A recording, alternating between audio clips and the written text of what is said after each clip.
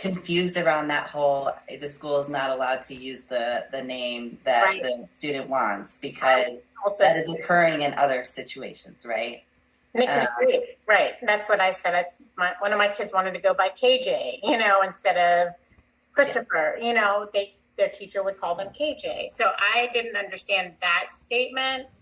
Then the parents were contacted and said, you need to give us permission to call your child this name, which also is, to me, dangerous to that child, because now they're putting this child in a position at home where the parents are not supportive, and also now saying, okay, you're talking about this at school, and so there are all these weird lines. So I was just wondering if there's, as a school, can a school give resources and support to a child and affirm the child without the parents' support? And this school particular brought up that, there's parental rights.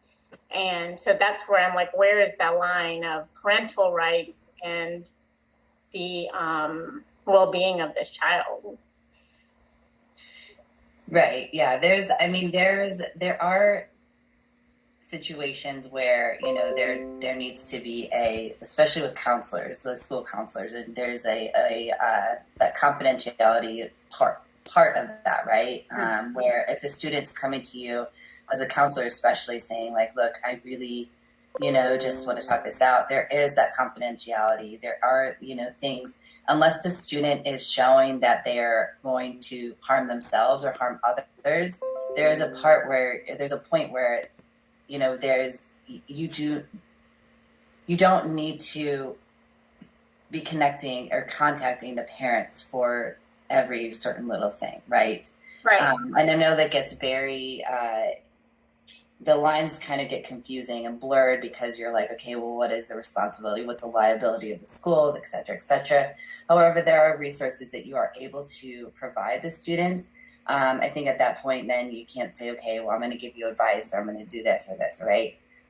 Mindy did put into the chat there, again, talking about the Trevor Project. That is a really good one for a student to, look into on their own time.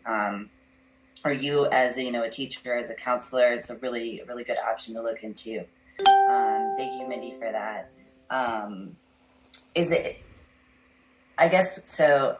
Mindy, do you want to add anything to that, or Laura?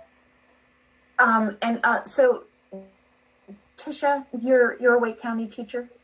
No, I'm a parent in Wake County, but I'm a speech therapist for another school that the situation has come up, but it's not a Wake County school.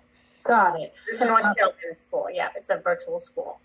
Okay, gotcha. So I recommend for sure following up with me via email. I am a teacher and librarian, Okay. and I can provide some resources for you for that. It is a tricky situation. So, and we want to be respectful. Right. I'm not directly involved with all of this, but the counselor and teacher. It froze for me. Did everybody freeze? Yes. Okay. I was just gonna kind of add, like, I guess this is now group thing as well. I think the best thing is from like working with students, the best thing you can do to be affirming, it's one thing to like, you're going to need the parents' permission to like legally change their names on their documents. That's something that North Carolina just recently passed, is being able to use their preferred names on their documents, on their school documents. So on their transcripts, on their graduation certificates, things like that. So that obviously would require parent permission, but really to be affirming, you can use their names in the classrooms, like as you're referring to them. And that goes miles with students. That's really what they want. Can you use my correct pronouns and my correct name? I can't tell you how many times working with youth that I hear my teacher won't use my correct pronouns. Right. They purposely misgender me. They purposely use the wrong name. That's kind of what I was wondering, if there is some rule for that, because they know that I'm a kind of an LGBTQ kind of advocate, so I think that's why I was kind of brought into the conversation. But I don't directly work with the student. And I know that the guidance counselor and teachers want to support the student, But for whatever reason, they think that they're not allowed to use the chosen name without the parent's permission.